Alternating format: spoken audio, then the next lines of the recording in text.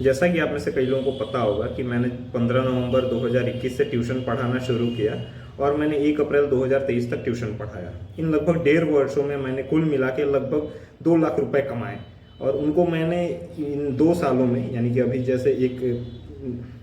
अभी जैसे 6 नवंबर हो रहा है, तो मैंने इन लगभग 2 वर्षों में उन 2 लाख रुपए को किस तरह से खर्च किया, मैंने कमाने से पहले ही उसका हिसाब रखना शुरू किया था। तो जब मैंने इन सभी को अच्छे से कैलकुलेट किया तो मेरे होश उड़ गए कि हम लोग जो छोटे मोटे 5, 10, 20, 50, 100 रुपए खर्च करते रहते हैं, कि वह जब समय बीतने के साथ साथ जब वो जुड़ता जाता है तो कितना ज़्यादा हो सकता है। जब मैंने ये पूरा कैलकुलेट किया तो मतलब आश्चर्य में पड़ गया। तो सुनिए, मैंने उन रुपयों को अभी तक कैसे कैसे खर्च किया है। साइकिल के रिपेयरिंग में मेरे 3,500 रुपये लगे, जबकि मैंने आज से 9 साल पहले जब साइकिल खरीदा था तो मुझे 3,500 का पड़ा था।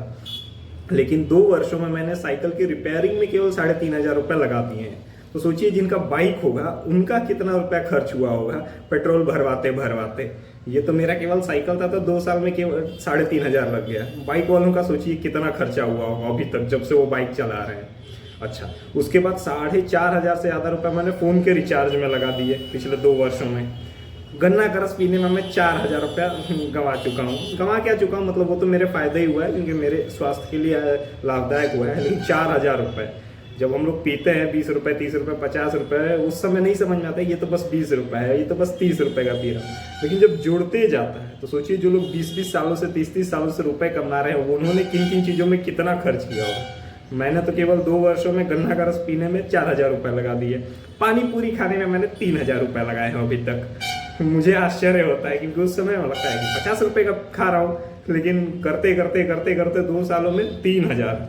अच्छा, किताबें मैंने लगभग 9,500 रुपये के आसपास की खरीदें। यात्रा करने में, कहीं आने जाने में बस टेम्पो का किराया लगभग 1,500।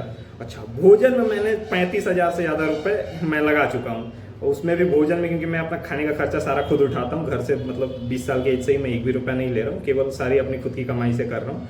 तो खाने में मैंने 35,000 रुपये लगा दिए। उसमें से मैक्सिमम मेरा चना, मूंगफली और गुड़ में खर्चा हुआ है। खर्चा क्या होता है, एक तरह से इन्वेस्टमेंट है मेरे बॉडी के लिए, और मैक्सिमम मैं चना, मूंगफली, गुड़ ही खाता हूँ तो मैक्सिमम उसी में लगा है। और बेकार की चीज़ें खरीदने में मैंने 4,500 रुपये कमाए हैं।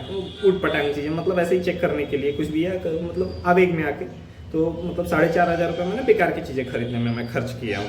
कंप्यूटर मैंने 18,000 का खरीदा, जो कि मेरा सबसे बेकार डिसीजन था, जो कि मैंने आवेग में आकर लिया था। उसका मुझे उतना कोई ज़्यादा उपयोग नहीं था। मैं चाहता तो कहीं और साइबर कैफे में भी जाके कुछ चीज़ें जो मुझे सीखना था या ट्राई करना था मैं कर सकता था, लेकिन थोड़ा आवेग में आ गया था। तो यहाँ से ये सीख मिलती है कि आवेग में आके कभी भी कैपेक्स ना करें। ओपेक्स चलेगा क्योंकि ओपेक्स में छोटा सा मोटा खर्चा होता है, कैपेक्स में एक ही बार आपका रुपया फंस जाता है। तो ये मेरा काफ़ी बड़ा गलती था मेरी, क्योंकि मैंने 18,000 रुपये के कंप्यूटर खरीद लिया। मैंने सबसे बड़ी मूर्खता, कंप्यूटर से भी महामूर्खता की मैंने ये स्मार्टफोन खरीदने में, जिससे मैं अभी रिकॉर्ड कर रहा हूँ। 19,500 यानी लगभग 20,000 का मैंने स्मार्टफोन खरीद लिया, बस एक बिजनेस आइडिया ट्राई करने के चक्कर में। क्योंकि कंप्यूटर को इंटरनेट से कनेक्ट करने के लिए स्मार्टफोन चाहिए था, उस समय था नहीं मेरे पास छोटा वाला जियो फोन था। तो मैंने सबसे बड़ी मूर्खता की ये स्मार्टफोन खरीदने में। मैं चाहता तो 8-10 हज़ार का भी खरीद सकता था, लेकिन आवेग में आ गया था कि नहीं, एक ही बार खरीदना तो 5G खरीदा जाएगा, ऊपर से नॉन चाइनीज ब्रांड खरीदा जाएगा। ज़्यादा ही देशभक्ति दिखाने लग गया था अभी, जब उसकी आवश्यकता नहीं थी, ठीक है, कि नॉन चाइनीज ब्रांड खरीदा जाएगा। तो मैंने फालतू का सैमसंग का खरीद लिया। अच्छा, उसके बाद मैंने अपना जियो फोन खरीदा लगभग 1,700 के आसपास। अच्छा हाँ, मैं और मेरा दोस्त एक रूम में रहते थे, क्योंकि मैं अपने घर में बहुत कम रहता था, क्योंकि यहाँ पे गाड़ियों का आवाज़ बहुत ज़्यादा आता है। तो उसका रूम रेंट मैं दिया हूँ लगभग 13,500। हाँ, बाल छिलवाने में मेरे 550 रुपये लगे हैं अभी तक पिछले 2 वर्षों में। मैक्सिमम टाइम में बाल छिलवा ही लेता हूँ, लगभग 15-20 दिन में। आपकी बार थोड़ा सा लेट हुआ है, इसको भी छिलवा लूँगा फिर कुछ 2-3 दिनों के अंदर। हाँ, और अलग अलग बिजनेस आइडियाज ट्राई करने में लगभग 7,000 लगे, जो कि मुझको सारा मैक्सिमम खर्चा इसमें करना चाहिए था, क्योंकि इससे मुझको काफ़ी कुछ सीखने को मिलता है। जबकि इसमें मैंने केवल 7,000 रुपये लगाए हैं, और पानी पूरी खाने में 3,000, और बाकी की चीज़ें फालतू का खाने पीने में खर्च ज़्यादा कर दिया। जबकि मुझको ज़्यादा इस बिजनेस आइडिया ट्राई करने में लगाना चाहिए था, क्योंकि उससे काफ़ी कुछ मुझको सीखने को मिलता। और अलग अदर एक्सपेंसेस लगभग 15,000 के हुए हैं, मतलब और बाकी छोटी मोटी चीज़ें जो भी हैं वो। घर पे मैंने 20,000 रुपये दिए हैं, मेहनत दिया है अलग अलग पूजा पाठ के अवसर पर, या माँ को जब आवश्यकता थी, जब घर पे आवश्यकता थी, तो 20,000 इन पिछले 2 वर्षों में। और मैंने अभी तक उधार दिया है लगभग 10,000। तो ये तो केवल था 2 लाख का, जिसमें से लगभग 1,65,000 के आसपास मैं खर्च कर चुका हूँ।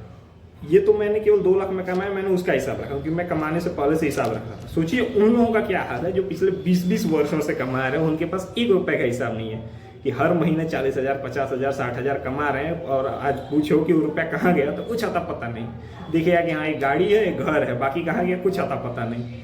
तो इसीलिए अपने कमाए हुए रुपयों का हिसाब रखना शुरू करें। जब उसको पूरे अच्छे से आप कैलकुलेट करेंगे 1 साल 2 साल के बाद, तो आपको आश्चर्य होगा कि जो छोटे मोटे 50, 100, 200 रुपये हम लोग खर्च करते हैं, वो जब जुड़ते जाती हैं तो कितनी ज़्यादा रुपये हो सकती हैं, और छोटे छोटे रुपयों को बचा कर कैसे बूंद बूंद से घड़ा भर सकता है। तो जस्ट यही था, सोचा बता दूं ताकि इससे कुछ लोगों को मनी मैनेजमेंट के बारे में सीखने को मिले। तो इसलिए आज से अपने मनी को ट्रैक करना शुरू कर दें, ताकि आपको ये हिसाब तो रहे कि आपने जो कमाया गया कहाँ। ये तो कुछ पता ही नहीं चलता कि भाई इतने सालों से कमा रहा हूँ, पैसा है ही नहीं, बैंक खाता खाली है। ठीक है, तो अब से मनी मैनेजमेंट शुरू कर दें। धन्यवाद।